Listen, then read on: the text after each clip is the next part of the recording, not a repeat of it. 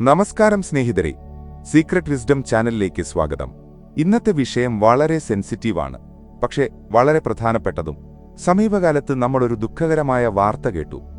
Business മേഖലയിലെ ഒരു പ്രമുഖ വ്യക്തിത്വം മാനസിക സമ്മർദ്ദത്താൽ ജീവിതം അവസാനിപ്പിച്ചു.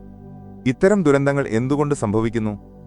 ബിസിനസ് പരാജയം, സാമ്പത്തിക സമ്മർദ്ദം, സാമൂഹിക അപമാനം, ഇതെല്ലാം നേരിടുമ്പോൾ നമ്മുടെ മനസ്സ് എങ്ങനെ പ്രതികരിക്കണം? ഇന്ത്യയുടെ ഏറ്റവും മഹാനായ രാഷ്ട്രതന്ത്രജ്ഞനായ ചാണക്യൻ ഇതിനെപ്പറ്റി എന്താണ് പറഞ്ഞത്?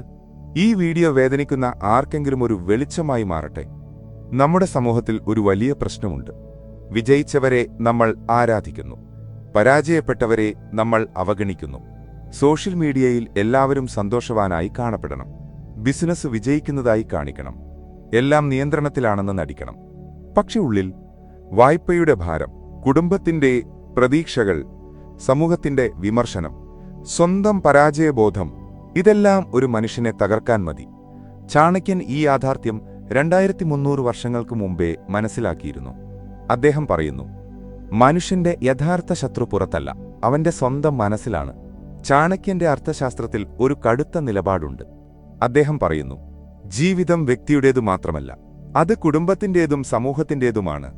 ഇതിനർത്ഥം ആത്മഹത്യ ചെയ്യുന്നവരെ കുറ്റപ്പെടുത്തണം എന്നല്ല, മറിച്ച് നമ്മൾ ഒരിക്കലും ഒറ്റയ്ക്കല്ല എന്ന സത്യം. എന്നാൽ ഇതിലും പ്രധാനം അദ്ദേഹത്തിന്റെ മറ്റൊരു പഠനമാണ്. മനസ്സ് തന്നെയാണ് ബന്ധനത്തിനും മോക്ഷത്തിനും കാരണം. എന്താണ് ഇതിന്റെ അർത്ഥം? നിങ്ങളുടെ പ്രശ്നങ്ങൾ മാറില്ലെന്ന് തോന്നുമ്പോൾ അതൊരു മനോഗതമാണ്. സത്യമെന്താണ്? എല്ലാ പ്രശ്നങ്ങളും താൽക്കാലികമാണ്. പണം പോയാൽ തിരികെ ഉണ്ടാക്കാം, പ്രശസ്തി നഷ്ടപ്പെട്ടാൽ തിരികെ പണിയാം, ബിസിനസ് പൊളിഞ്ഞാൽ പുതിയത് തുടങ്ങാം. പക്ഷേ ജീവൻ പോയാൽ എല്ലാം അവസാനിച്ചു. ചാണക്യൻ ചന്ദ്രഗുപ്ത മൗര്യനോട് പറഞ്ഞു, യോദ്ധാവിനെ നിർണയിക്കുന്നത് അവൻ എത്ര തവണ വീണു എന്നല്ല, എത്ര തവണ എഴുന്നേറ്റു എന്നാണ്. ഇപ്പോൾ പ്രശ്നം, നമ്മൾ എങ്ങനെ ഈ മാനസിക ശക്തി നേടും? 1. എമോഷനുകളെ തിരിച്ചറിയുക. ചാണക്യൻ പറയുന്നു, ഭയം നിങ്ങളെ നയിക്കുമ്പോൾ നിങ്ങളുടെ ശക്തി പകുതിയാകും. ദേഷ്യം നിങ്ങളെ നയിക്കുമ്പോൾ നിങ്ങൾ വിവേകം നഷ്ടപ്പെടുത്തും. നിരാശ നിങ്ങളെ നയിക്കുമ്പോൾ നിങ്ങൾ പുതിയ വഴികൾ കാണില്ല. നിങ്ങളുടെ വികാരങ്ങൾ സ്വീകരിക്കുക, പക്ഷേ അവയ്ക്ക് നിങ്ങളെ നിയന്ത്രിക്കാൻ അനുവദിക്കരുത്. 2. ആത്മാഭിമാനം സംരക്ഷിക്കുക. ചാണക്യൻ പറയുന്നു, സ്വയം നൽകുന്ന ബഹുമാനമാണ് ഏറ്റവും വിലപ്പെട്ടത്. പുറത്തുനിന്നുള്ള വിജയമോ പരാജയമോ നിങ്ങളുടെ മൂല്യം നിർണ്ണയിക്കുന്നില്ല.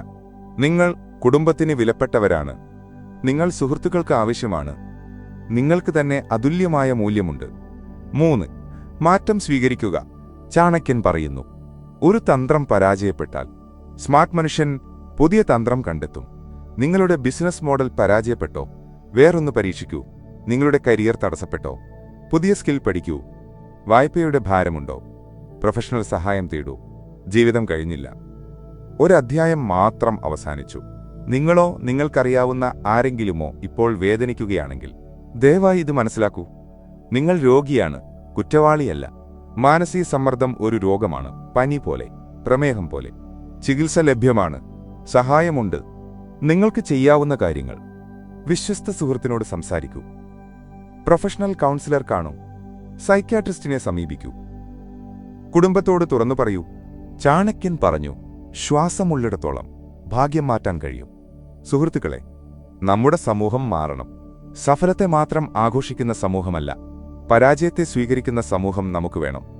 മാനസികാരോഗ്യത്തെക്കുറിച്ച് സംസാരിക്കുന്നത് ലജ്ജയല്ല, ധൈര്യമാണ്. സഹായം തേടുന്നത് ബലഹീനതയല്ല, ബുദ്ധിയാണ്. നിങ്ങൾക്ക് കഷ്ടമാണെങ്കിൽ ദയവായി സഹായം തേടൂ.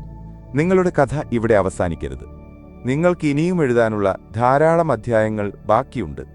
ഈ വീഡിയോ ആവശ്യമുള്ള ആരുടെയെങ്കിലും അടുത്തെത്തട്ടെ. ഷെയർ ചെയ്യൂ.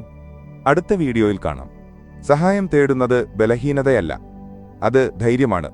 ജീവൻ വിലപ്പെട്ടതാണ്.